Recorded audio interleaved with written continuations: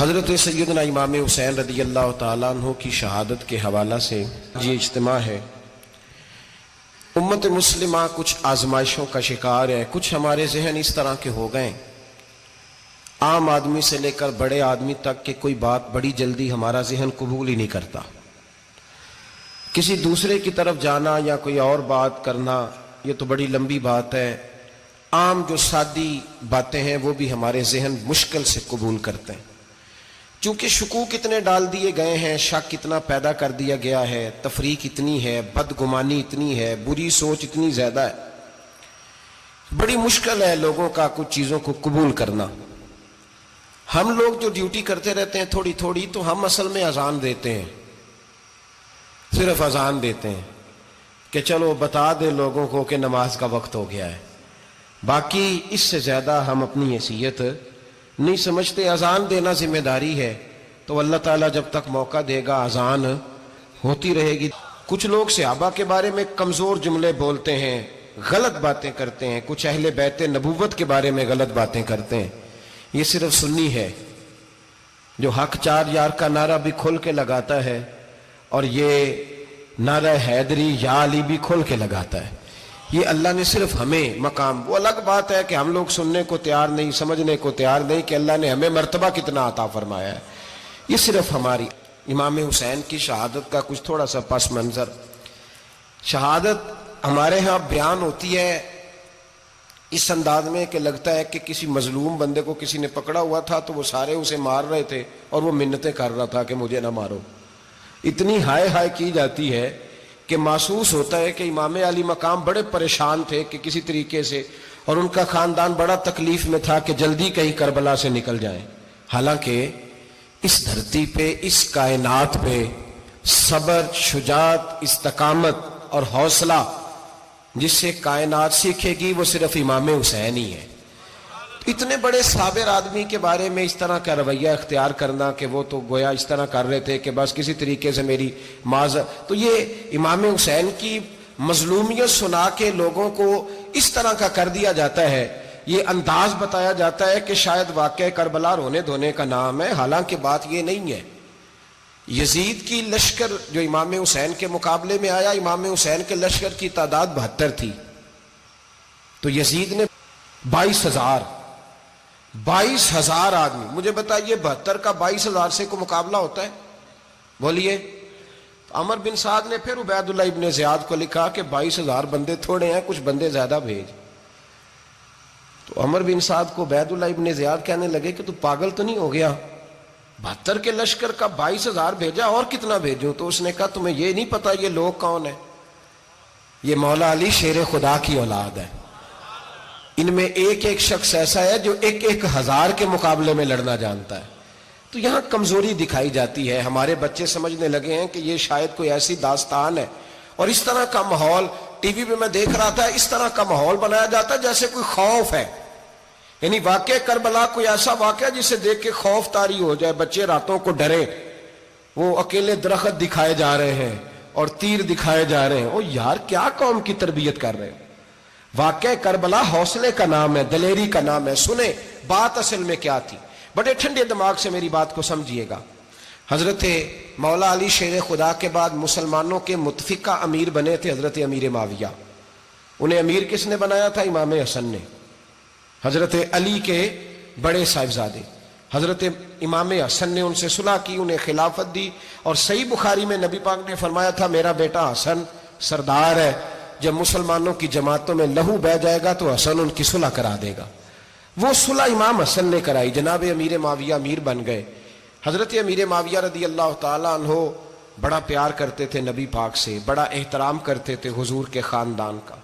ان کی جو اجتہادی خطائیں ہیں وہ اپنی جگہ پہ موجود ہیں، چونکہ امام حسن نے ان سے صلح کر لی، لہذا ہم بھی ان کے بارے میں کوئی جملہ کہنے کے مجاز، ہماری مجبوری امام حسن ہے، اس لیے کہ جسے امام حسن صحیح کہے پھر امام حسن کے ماننے والے کو اسے غلط نہیں کہنا چاہیے۔ حضرت امیر معاویہ رضی اللہ تعالیٰ عنہ کا جب وصال ہوا تو حضرت امام حسن پہلے ہی ان سے وصال کر گئے، آپ کو زہر دے دیا گیا، آپ شہید ہو گئے۔ امام حسین موجود تھے، تو یزید کے بارے میں لوگوں نے کہا جناب امیر معاویہ سے کہ یہ ٹھیک ہے، مناسب ہے، اور بہادر ہے، دلیر ہے. وہ جو ہوتے ہیں نا خوش آمدی ٹولہ، ہمارے ملک میں جو اچھی خوشامد کرے اسے اچھی وزارت ملتی ہے، اچھی وزارت اسے دیتے ہیں. جو ذرا صحیح بدتمیز بھی ہو اور صحیح وکالت کرنے والا اسے وزارت صحیح دیتے ہیں.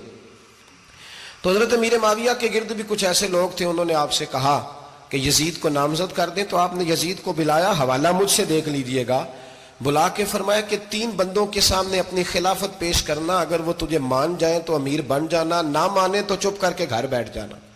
وہ 3 بندے کون ہیں؟ جناب عبداللہ ابن عباس، حضرت عبداللہ بن زبیر اور امام حسین رضی اللہ تعالیٰ عنہ. یہ وصیت فرمائی جناب امیر معاویہ. ہوا یہ کہ یزید جب امیر بنا نا، 2-3 چیزیں ہوتی ہیں جب کسی بندے کو قابو کرنا ہوتا ہے، 2-3-4-5 چیزیں ایسی ہوتی ہیں جس سے بندہ قابو آتا ہے. تو اس نے بھی فوری طور پہ، یزید نے دیکھا میرے لیے مسئلہ کیا بن سکتا ہے. ولید بن عتبہ اس وقت مدینے کا گورنر تھا. یزید نے اس کو خط لکھا کہ امیر عرب کا رواج آج بھی ہے کہ جب تک نئے خلیفہ کی بیعت نہیں ہو جاتی پرانے کے انتقال کی خبر ہی نہیں دیتے، اس کو رکھے رکھتے ہیں. یہ ان کا طریقہ ہے. وہ کہتے ہیں کہ ولی عہد اچھی طرح قبضہ کر لے پھر بتائیں گے. حضرت امیر معاویہ کا وصال ہو گیا، بتایا نہیں. یزید نے اب کیا کیا، چونکہ بڑا چلاک آدمی تھا، بڑا شاطر تھا، بڑا تیز تھا، بڑا عجیب اس کا مزاج تھا. یہ چلاک لوگ زندگی میں ہمیشہ دھوکہ کھاتے ہیں، چلاکیاں انسان کو گراتی ہیں اور اتنا منہ چھیل جاتا ہے کہ منہ پہچانا ہی نہیں جاتا. بندہ اپنے آپ کو رب رسول کے حوالے کر دے تو اللہ بڑی بہترین جزائیں عطا کرتا ہے. یہ لوگ تیزی دکھاتے ہیں بعض. تو یزید بھی تیزی دکھانے والا تھا. اس نے ولید کو خط لکھا، کہنے لگا کہ فوری طور پہ عبداللہ ابن عباس کو بلاؤ اور اسے کہو میری بیعت کریں.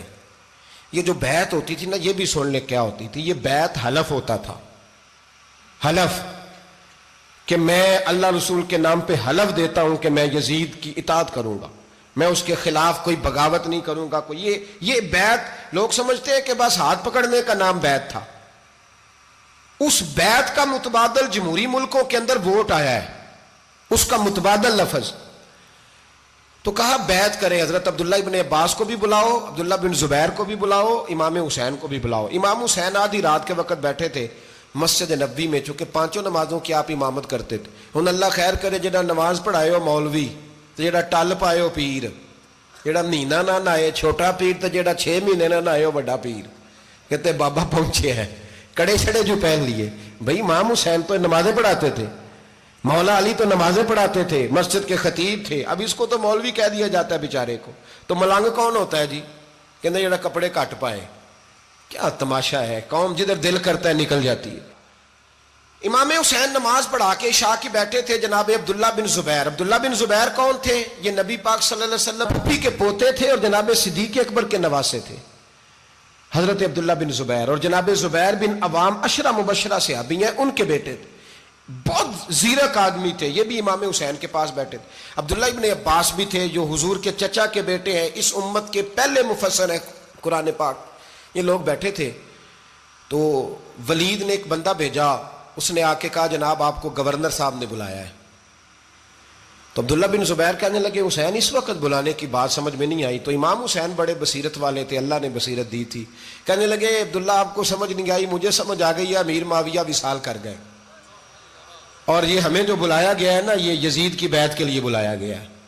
تو کہا پھر آپ آدھی رات کو نہ جائیں، آپ کے لیے خطرہ ہوگا. تو امام حسین فرمانے لگے خطرہ حسین کو نہیں ہوتا، حسین کو خطرہ نہیں. کہا پھر بھی آپ مہربانی کریں ذرا احتیاط سے جائیں. تو جناب عبداللہ ابن زبیر نے، عبداللہ ابن عباس نے 14 بندے نیزے دے کے، تلواریں دے کے امام حسین کے ساتھ بھیجے اور کہا کہ امام حسین اگر اس نے کوئی غلط ملت بات کی نا، زبردستی بیعت کرنے کا کہا، تو آپ بس کوئی ایک بات اونچی آواز میں کر دینا، یہ سپاہی پیچھے آ جائیں گے. امام حسین ان 14 بندوں کو لے کے گورنر ہاؤس پہنچ گئے. جب آپ وہاں پہنچے اس نے بتایا، اس نے کہا جی حضرت امیر معاویہ انتقال کر گئے اور آپ نے یزید کی بیعت کرنی ہے. تو امام حسین فرمانے لگے میں چھپ کے بیعت نہیں کروں گا، مجمع لگاؤ، جمعے والے دن اعلان کرو. جو طریقہ ہے حضرت ابوبکر صدیق کا، جو طریقہ ہے حضرت عمر فاروق کا، جو انداز حضرت عثمان غنی کا ہے، جو مولا علی کا ہے، سر عام اعلان کرو. اگر ساری دنیا یزید کی بیعت کرے گی تو میں بھی تیار ہوں. تم مجھ سے بیعت لے کے پھر لوگوں کو بتانا چاہتے ہو کہ حسین بیعت ہو کر رہے ہیں تو تم کیوں نہیں کر رہے؟ میں عام آدمی نہیں ہوں لہذا چھپ کے بیعت نہیں کرتا. جب یہ بات کی نا تو ولید بڑا نرم دل تھا اور امام حسین کی شان کو جانتا تھا. وہ جانتا تھا یہ نبی پاک کا خاندان ہے. اس نے کہا جی مجھے تو حکم تھا، باقی آپ حضور کے نواز ہیں، میں کر کچھ. وہاں ایک بڑا بدبخت شخص بیٹھا تھا، عبد الملک بن مروان. وہ ولید سے کہنے لگا کہ اگر حسین آج تمہارے ہاتھ سے نکل گئے تو تمہارے لیے بہت بڑا مسئلہ کھڑا ہو جائے، انہیں جانے نہ دینا، یا بیعت کراؤ یا ان سے کہو جنگ کے لیے تیار ہو. تو امام حسین رضی اللہ تعالیٰ عنہ کے کانوں میں آواز گئی تو فرمانے لگے ابن مرجانہ، اگر تیرے اندر جرت ہے تو آ سامنے حسین کے، اس کے کانوں میں باتیں نہ کر، کانا پھوسی نہ کر، باہر آ میدان میں، شرارت نہ کر، باہر آ، میں تمہیں ابھی بتاتا ہوں کہ حسین سے مقابلہ کرنے کا انجام کیا ہے. یہ کہہ کہ امام حسین باہر نکلے، اپنے بھائی محمد بن انفیہ کو بلایا، عبداللہ بن زبیر، عبداللہ ابن عباس، ڈھیر سارے لوگ اکٹھے ہو گئے. فرمایا یہ معاملہ ہے، اب کیا کرنا ہے. یاد رکھیں ووٹ برادری کا نہیں ہوتا، ووٹ برادری کا نہیں، ووٹ دین کا ہوتا ہے.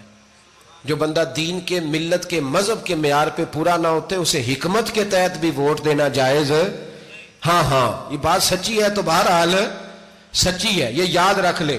ہمارے ووٹ سے کوئی ایم این اے، ایم پی اے جتنے ظلم کرے گا ووٹ دینے والا اس کے ظلم میں شریک ہوگا، بالکل 100%. یہ لکھ لیں بات. ہم اس وقت بڑی جلدی، پتہ نہیں ہمیں کیا مسئلہ ہو جاتا ہے، اتنا اتنی مصیبت انہیں نہیں بنی ہوتی، نہیں یہاں بنی ہوتی ہے. خدا کا خوف کریں. امام علی مقام ووٹ ہی مانگ رہا تھا نا یزید، اور پھر اس نے بڑے بڑے لالچ دیے. اس نے کہا کہ آپ 5-4 صوبے ہیں جس کی گورنری مرضی رکھ لیں، دولت آپ کی مرضی کی. تو پھر آج ہمیں بھی لوگ مشورہ دیتے ہیں، کہتے ہیں مسجد میں سیاست نہیں ہونی چاہیے. میں نے کہا کیا کریں، یہ امام حسین ہمیں مجبور کر گئے، کوئی نہ کوئی بات کرنی پڑی جاتی ہے. امام علی مقام نے فرمایا چھپ کے ووٹ کی بات، بیعت کی بات نہیں ہو سکتی. آپ نے جا کے لوگوں سے مشورہ کیا تو وہ کہنے لگے حضور وقت ابھی مناسب نہیں ہے، آپ اس طرح کریں یہاں رکیں، ہم مکے سے، عراق سے، کوفے سے لوگوں کو بلاتے ہیں، یہاں ایک بڑی مجلس مشاورت قائم کرتے ہیں. امام حسین فرمانے لگے اگر تم مشاورت قائم کرو گے تو ولید اور عبد الملک بن مروان وہ تو جنگ کرنے کو تیار ہیں، اور نبی پاک نے فرمایا ایک مینڈا ہوگا جس کی وجہ سے مدینے کی گلیوں میں لہو بہے گا. فرمانے لگے میں وہ بکرا، وہ مینڈا نہیں بننا چاہتا. کہا پھر آپ کیا کریں گے؟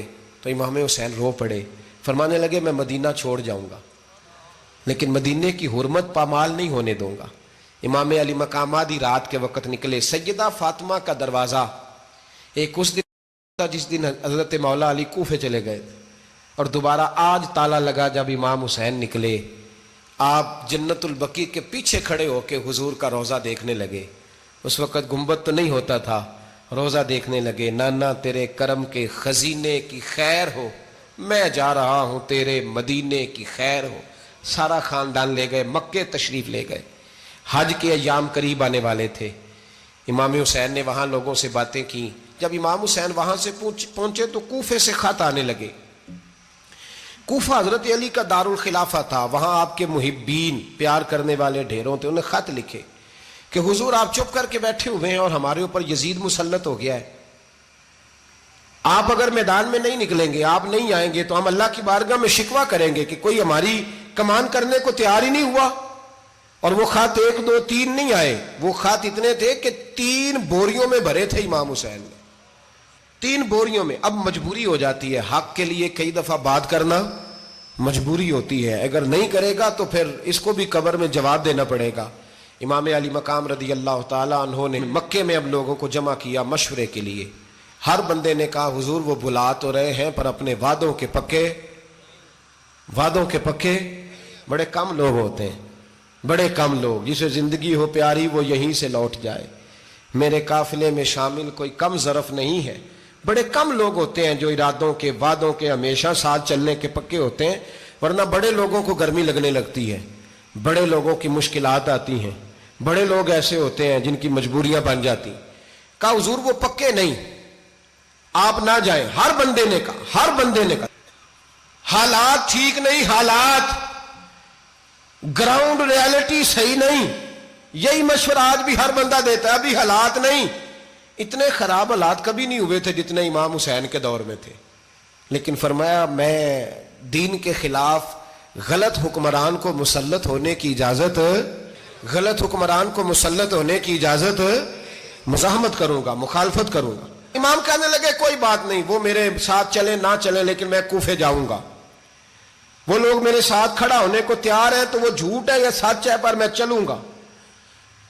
جب امام علی مقام نے اصرار فرمایا تو جو آپ کے قریبی صحابہ کرام کی اولادیں تھی ساری، یہ بھی اب بیماری ہے، کچھ لوگ کہتے ہیں جی صحابہ نہیں ساتھ چلے، تو میں کہتا ہوں اہل بیت نبوت کے تو کل افراد 21 تھے، تو 72 میں باقی اولادیں کس کی تھیں؟ وہ ساری صحابہ کی اولادیں تھیں، وہ سارے۔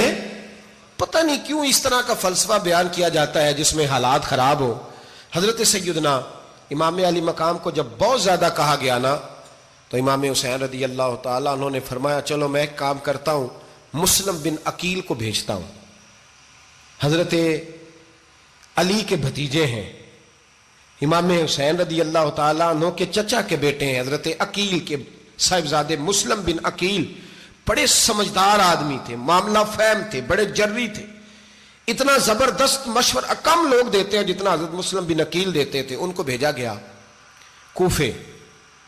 اب اس میں بڑی تفصیل ہے، وہ اپنے 2 بچے بھی لے گئے۔ جب وہ کوفے پہنچے نا تو کوفے پر جناب نعمان بن بشیر کی حکومت تھی، آپ گورنر تھے اور اہل بیت سے بڑی عقیدت رکھنے والے، نرم رویہ۔ عبید اللہ ابن زیاد کوفے کا گورنر نہیں تھا، یہ کسی اور علاقے کا تھا۔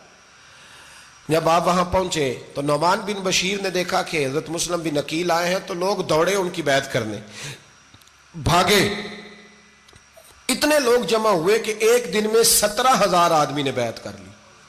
تو تمہیں پتہ ہے نا جڑا الیکشن لڑتا ہوں راتی جیت کے ہی سوندا ہے، وہ فاتح ہوتا ہے، ہر روز جیتتا ہے، پتہ اسی دن چلتا ہے جس دن الیکشن کا ریزلٹ اناؤنس ہوتا ہے۔ 17,000 آدمی ایک دن آیا۔ اب وہ جو امام مسلم بن عقیل کے وہاں نعرے لگانے والے تھے کہنے لگے حضور یہ پہلے دن کی کارکردگی ہے، 2-4 دن میں دیکھیے کیا ہوتا ہے۔ 2-4 دن میں کیا ہوا؟ 40,000 آدمی نے بیعت کر لی۔ اب وہ 40,000 بندہ تیار ہو گیا۔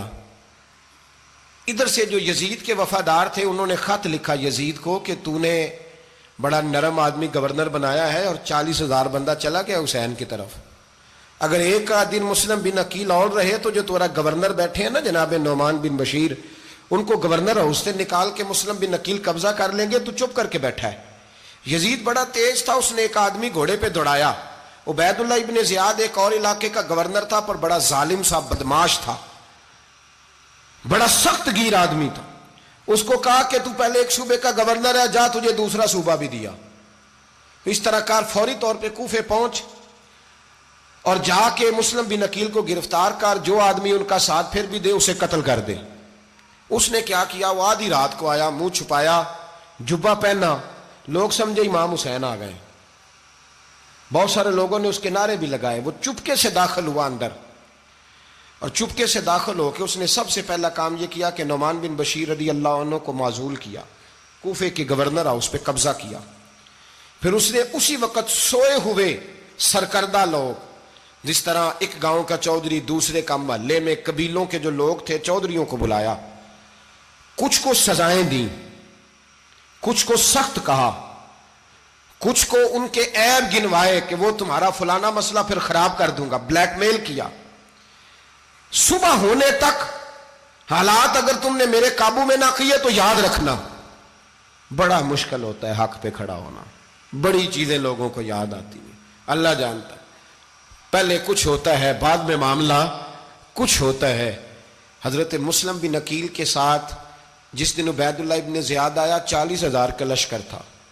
اگلے دن صبح ہوئی، اگلے دن تو یہ حال ہو گیا کہ آپ جب کوفے کی جامع مسجد میں زور کی نماز کے لیے گئے تو 5-7 ہزار آدمی نماز پڑھنے آیا، اور جب مغرب کا وقت آیا تو لوگوں نے چند ہزار لوگ رہ گئے، نماز کی نیت باندھی۔ ایک مسئلہ بھی سمجھ میں آئے گا، لوگوں نے نماز کی نیت باندھی تو حضرت مسلم بن عقیل امامت کر رہے ہیں، ہاتھ باندھے ہوئے ہیں، تو بہت سارے لوگوں نے پیچھے ہاتھ چھوڑ دیے۔ ایک بندے نے دوسرے سے پوچھا وہ ہاتھ کیوں نہیں باندھتے؟ کہنے لگے اگر عبید اللہ ابن زیاد کے کسی بندے نے دیکھ لیا نا تو ہم اسے کہیں گے ہم تو نماز پڑھ ہی نہیں رہے تھے، ویسے ہی کھڑے تھے، ہاتھ ہی نہیں باندھے سرے سے۔ جب نماز کی امامت باندھی تو 10-11 صفیں تھیں۔ جب مسلم بن عقیل رضی اللہ تعالیٰ عنہ نے سلام پھیرا تو پیچھے بندہ ہی کوئی نہیں تھا۔ حضرت مسلم بن عقیل کو گرفتار کیا گیا۔ عرب کا رواج تھا دشمن کو سخت سزا دیں تاکہ باعث عبرت بنے۔ بہت اونچا मीनार था कूफे का, गवर्नर हाउस का, ऊपर ले जाके जनाब मुस्लिम बिन अकील को ज़मीन पे गिराया गया। और जब वो शहीद हो गए तो शहीद होने से एक रात पहले वो ख़त लिख चुके थे इमाम हुसैन को कि आप आ जाएं, हालात बड़े अच्छे हैं। ख़त मिला तो इमाम हुसैन मक्के से कूफे की जानिब चल पड़े। इमाम अली मकाम रदी अल्लाह ताला अन्हु जब चल पड़े, तशरीफ़ ला रहे थे, तो रस्ते में फर्जक शायर मिला, बड़ा मुहिब्बे अहले बैत था। रस्ते में मुलाकात हुई। हज़रत मुस्लिम बिन अकील जब गिराया, शहीद हो गए, तो फिर उसने इस तरह किया कि आपकी लाश को लटका दिया चौक में। लोग देखते थे तो औरतें बच्चों कहती थी तूने बाहर नहीं निकलना, हमने नहीं इमाम हुसैन के साथ चलना, बस बस बड़ा खौफ है, कोई बंदा ना बाहर निकले, कोई नहीं ज़रूरत हमें, हालात बेहतर होगी तो देखी जाएगी। आज कितने लोग हैं, कितनी देगें पकी, कितनी न्याजें बटी, क्या कुछ हुआ। आप नाराज ना होना, मैं आप में से हूं, आप मुझसे हैं, ये बात आपकी नहीं मेरी सबकी है। आज भी अगर इमाम हुसैन के नाम पे जान देने की बारी आएगी तो देगे ही रह जाएंगी। नाराज तो नहीं हो गए आप लोग? फटाफट माएँ कहेंगी बाहर नहीं जाना, बिल्कुल पुत्र सानू की लगे, सारा दिन कोई हमारे लिए। वो पीर साहब तो करते रहते हैं बातें, उनका तो काम है, खबरदार हमने नहीं जाना। देगे देने को सारे तैयार हैं, जाने देने को तैयार होना। नाराज हो गए आप लोग? चलो कोई नहीं, हो जाओ, खैर सल्ला है, बात तो ठीक कर रहा हूं ना। हजरत इमाम हुसैन रदी अल्लाह ताला अन्हु ने फर्जक शायर रस्ते में मिला तो इमाम हुसैन को कहने लगा कहाँ जा रहे हैं? फरमाया मैं कूफे जा रहा हूं। कहने लगा हुजूर ना जाइएगा, लोगों के दिल आपके साथ हैं, तलवारें आपके साथ नहीं। हर बंदा नहीं कहता असी वैसे उंज ना उंज असी हिमायत फराडियां दी करन डे हैं, तो फिर छड़ दे क्यों नहीं हैं? उंज धोखेबाज ही, इन्हें कराया उंज कख नहीं, तो फिर छोड़ दो जान, तुम ही छोड़ दो। ये बंदा बात सही कर रहा है, बंदा वैसे ये बात सही कर रहा है, पर अजय हालात नहीं ठीक है, दे आले बंदे ठीक ने, पर क्या तमाशा है, कब तक ऐसा रहेगा कि कब तक ये बात चलेगी? सैयदना इमाम हुसैन रदी अल्लाह ताला अन्हु को आके कहा हुजूर वो सारे कूफे वाले मानते हैं कि बात हुसैन की ठीक है, लेकिन आपकी सपोर्ट नहीं करेंगे। और अगली बात फर्जक ने यह की कि हुजूर मैं हजरत मुस्लिम बिन अकील की लाश को लटकी हुई देख के आया हूं कूफे के चौक में, बड़ा ही खूबसूरत फिक्रा है इमाम हुसैन का। फरमाने लगे मेरा भाई लटका हुआ था, कहीं किसी के आगे झुका तो नहीं था? लटका ही था ना, कहीं झुका तो नहीं किसी के आगे? कहा हुजूर नहीं। तो आप फरमाने लगे अगर मुस्लिम बिन अकील लटक गया तो हुसैन भी लटक जाएगा।